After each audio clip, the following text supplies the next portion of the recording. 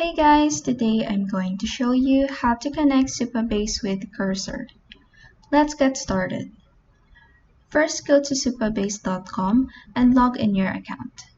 This action will lead you to your dashboard where you will click on your profile icon at the top right corner. Then this drop-down will appear where you will click on Account Preferences. This will lead you to a new page containing the account settings. In here, click on Access Tokens from the left panel, then click on Generate New Token in this new page. This pop-up will appear prompting you to name your new token. Then click on Generate Token right here. Supabase will generate a token for you. Just click on Copy right here. Next, launch your Cursor app. On the top left corner, click on the new folder icon.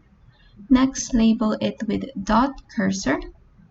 Next, at the same top left corner, click on the new file icon, then label it as mcp.json. Next, go to Supabase Docs, and on the left panel, click on the Model Context Protocol option at the very bottom. In this new page at the navigation menu, choose from the options based on the computer you are using. For our example, I'm going to choose the Windows option. Then copy this whole code provided here. Next, go back to Cursor and paste the whole copied code in your mcp.json file.